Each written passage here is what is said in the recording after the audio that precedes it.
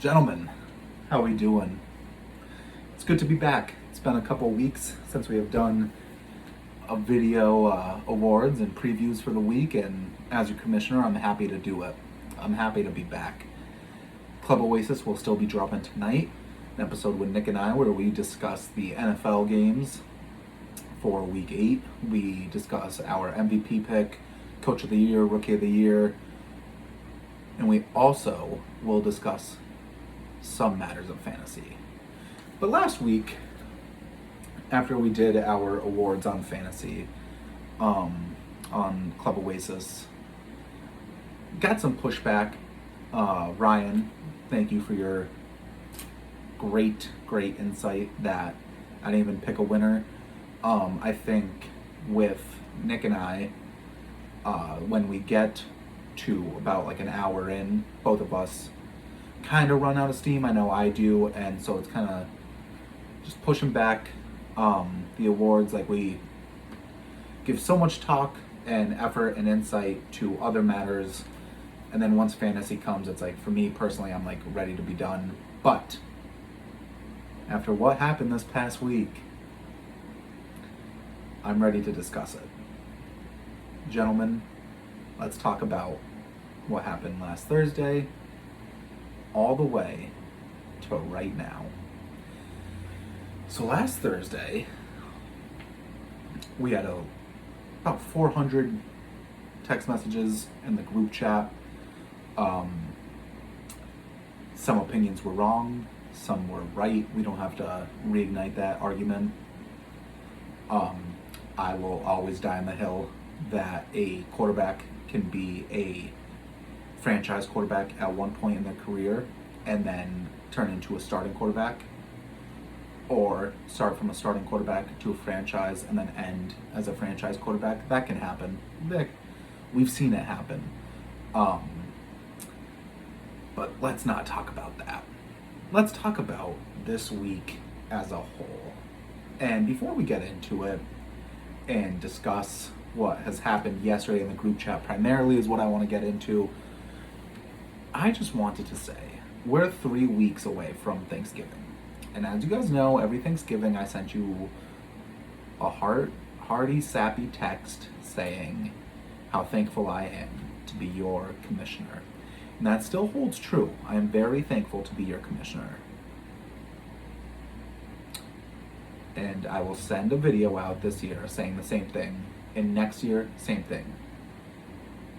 Before I get into what happened yesterday, I just want to say, next year, our league will still be intact. Nicholas Bruno Borelli will not be kicked out for his antics yesterday. And that leads me into what we're about to discuss.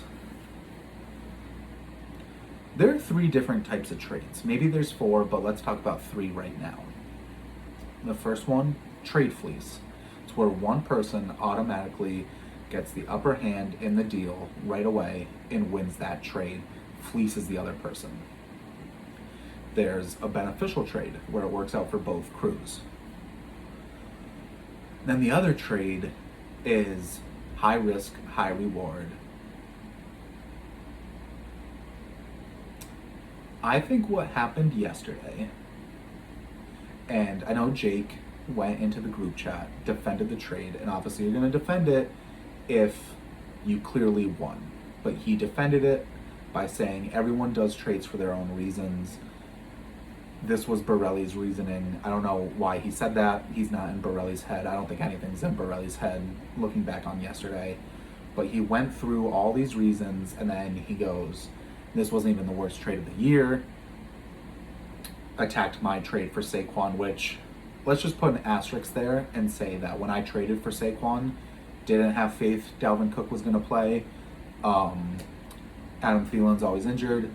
Juju has a 38-year-old quarterback throwing him the ball with Tommy Johns. No one could have expected the Steelers to start off 6-0. So, and Saquon is a generational talent who just has had bad luck with injuries. So, did I make a mistake trading for Saquon, trading away my assets for Saquon? For sure. Would I probably only have 2 losses on the season if I still had the team I drafted of Thielen, Schuster, Julio? For sure. But that's the thing you gotta do. You gotta take risks. And after a long talk with Borelli, he defined what he did as taking risks. And I'm speaking to Borelli and I'm speaking to Jake. Mainly, actually, no, right now I'm speaking to Jake because Jake said to my roommate, to Daniel Bradley Deneen, he said, "How mad is Jared right now?" He said this last night. Jake, I was not mad at you. And I wasn't mad at Borelli. I was mad at the fact that Borelli could have gotten more for what he gave up. You even admitted it when we were texting one-on-one. You said Borelli should have taken your deal. It's not what you said verbatim. That's actually not what you said at all. But when I told you what I offered Borelli, you said, "Yeah, he's drunk," which I took, and which a lot of others would take as. Jake is even agreeing that what Jared offered Nick was better. But I don't care. I have no hard feelings to you, Jake. You did what you had to do. And after the Rays last night, you just want to win in sports this year, so I get it. You're going to get a ring this year. Congrats. Go Dodgers, by the way. City of Angels, City of Champions. Go Dodgers. But what I will say is to bring up trades and to win a trade like you did yesterday, Jake, and then go, everyone does trades for their own reasons, and then bash trades like mine, like Dan's, is ridiculous, okay? When Jake traded for McKinnon, and everyone can laugh because McKinnon had -1 points on Sunday, Dan looked at it and said, I need a running back. Jones is offering this running back. Let me trade Chris Godwin for him. Now, everyone can say, oh, Dan could have got more for Chris Godwin. For sure, he maybe could have. But guess what? If you're going to have the logic that all trades benefit those people and there shouldn't be any outside eyes, then I guess that we shouldn't even discuss trades in our group chat. Because you can always fall back on the, well, I did what benefited me, so I'm sticking by it. Jake, you don't have to defend Borelli anymore. You did the trade. When Borelli and I recorded an hour, he's going to give his insight. We don't have to talk about it. What we do have to talk about, though, however, is my Week 7 awards and my Week 8 preview. Before the season, I thought, after the draft, but before the season, so in that little grace period, I said, Dupe has a great team. I remember him being my championship team that I was going to bat for. I personally, after I made those trades, that one fruitful night in August, I said, my team is now high risk, high reward. And I did not get the latter. I got the risk. But it's okay.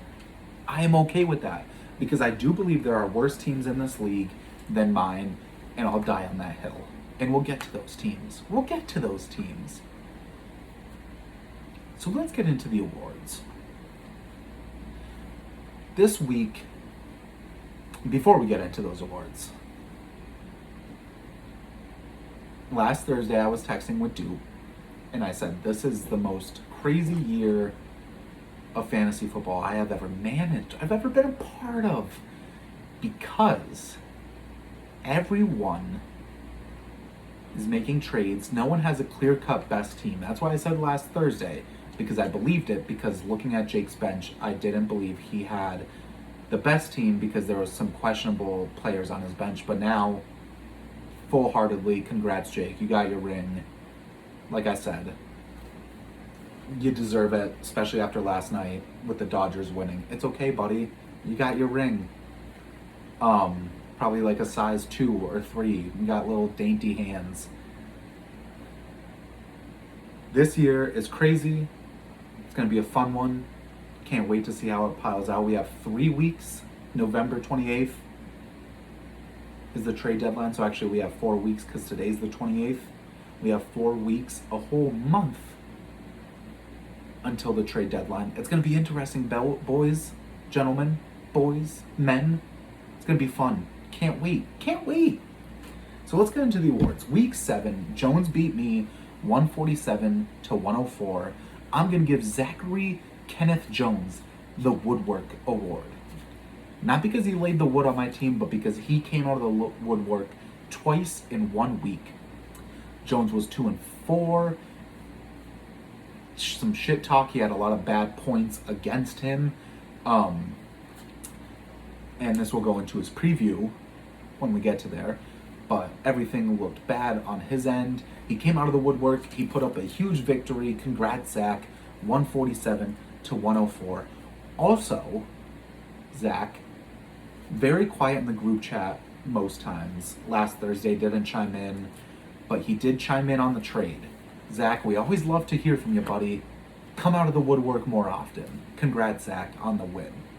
Next, we have Ryan, 168 to Frankie's 151. Frankie, stanky, getting fucked again like a skanky. That's the award.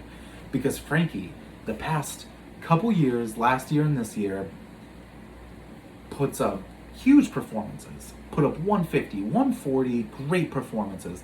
But his opponent always knows how to win. It's like a Pac-12 game.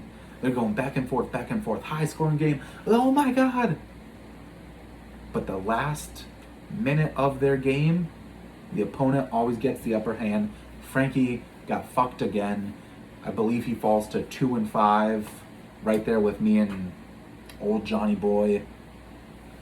It is what it is. Franklin, Noel, Cruz Rosa, you gotta turn it around, man. I mean, like, you gotta start playing some easy teams. You started off the first week playing against me, my first victory of the year. Then I fell on a skid for 4 weeks, for a month, dark month. It's okay, I'm back. But Frankie happens again. Ryan, congrats on the win. You proved yourself again on why I hope to see you in the championship the last week. I think now we're all rooting for an underdog. Before the year, there were some people I told, like, hey, if I don't win this year, I'd be happy it's you. Ryan, you were one of those people. Jake, I said that to you last night. If it's not me, I hope it's you. But now that Jake's team is looking like the Warriors, I think some people will be rooting against him.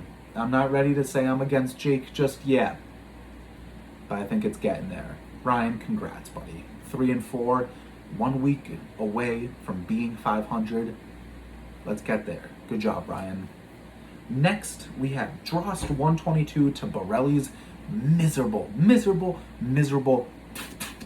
76. Miserable, Nick. Last week, Borelli meant to say calm. He said cum award. That's the award I'm giving. You know why? Because Nick Drost blew his load onto Borelli. Borelli gobbled it up, went into panic mode, smashed the panic button, and said, I need to make trades. He made horrible trades. Borelli's getting the panic award. He got the cum award. Nick Drost, you're also getting the cum award because you won and you blew your cum all over Borelli. Congrats, Nick Drost. I don't really think you have a smooth brain. I don't know what Mike was talking about in the group chat, but you don't really have a smooth brain. You just beat a toddler. Congrats, man. I'm proud of you. Jake the Snake Gerard, almost like Jake the Snake Roberts, just kidding. Jake Paul Gerard won against John Joseph Strikars, 130 to 110. I'm gonna give this award. Jake wants his mention. He said I didn't really mention him a lot last week, and when I did mention him, I spewed some fake information, some fake news. So, Jake, let me just say this, man. 7-0, super impressive. I'm really proud of you because last year, I remember you had AJ Green and and Kareem Hunt. I remember you had those two people. And you said, once they come back, I'll make a push. AJ Green never played last year, but Kareem Hunt, I don't know if AJ Green played, but if he did, it wasn't well. Kareem Hunt, once he came back, explosive. You needed one win to get into the playoffs. You didn't get there. Jake, this is a great year for you, man. I mean, 6-0, now you're 7-0. Clearly, you're the clear-cut favorite to win it all. So I commend you, Jake.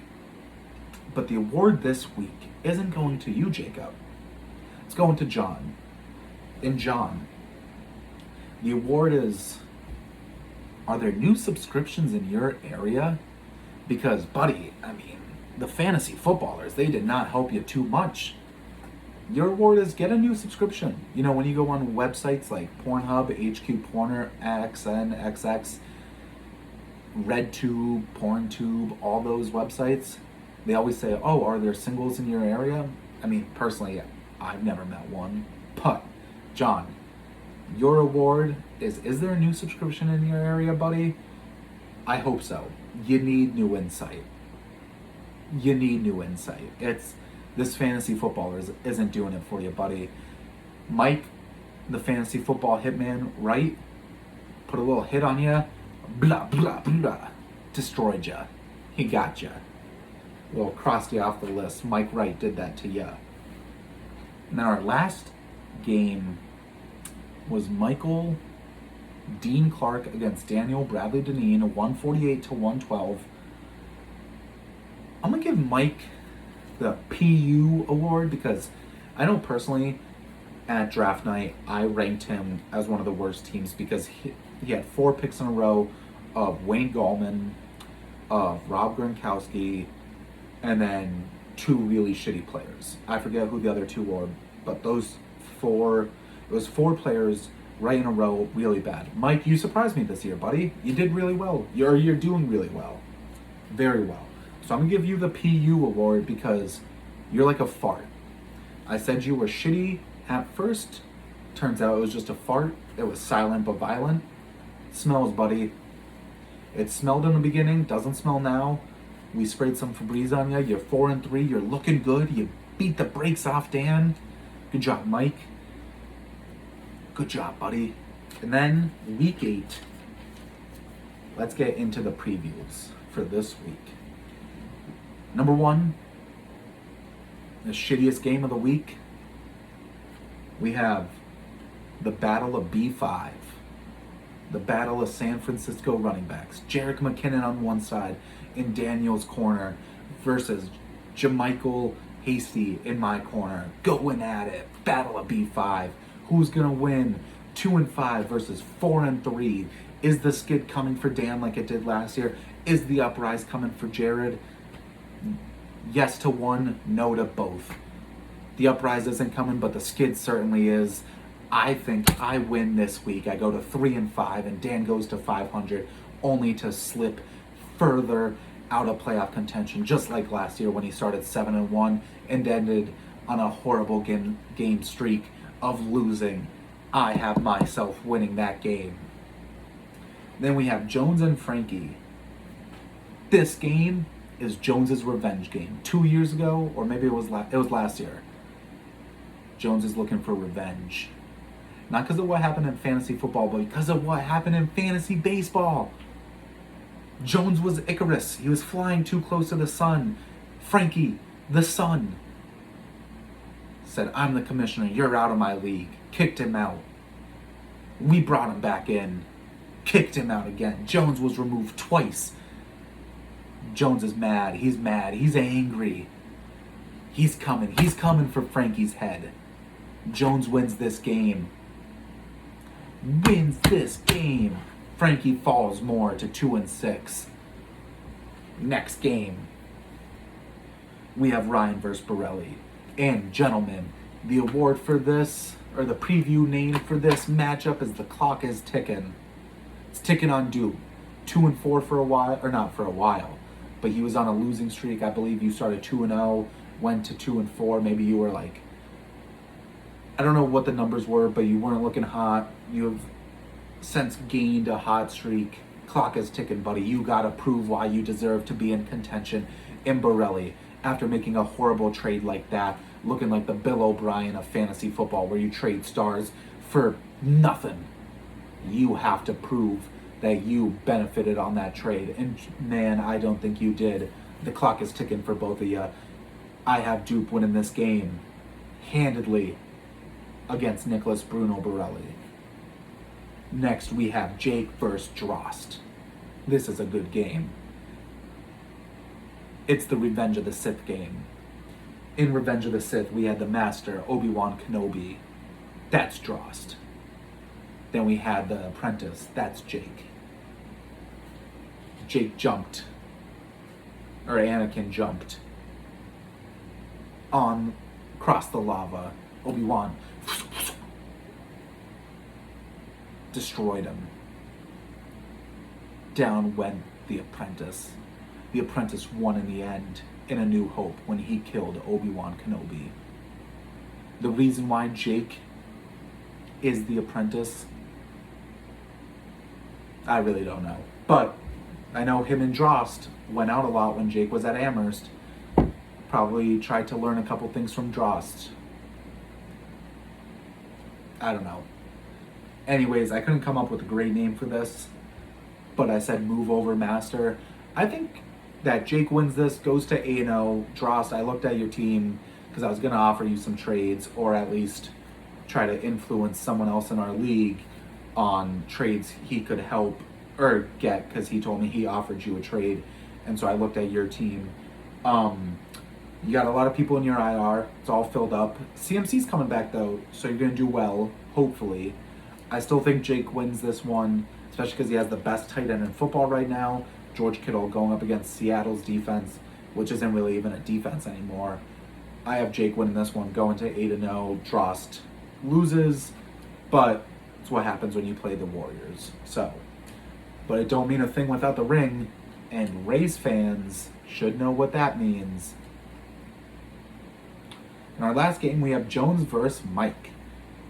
John versus Mike. And I said the award for this is John hates Arizona.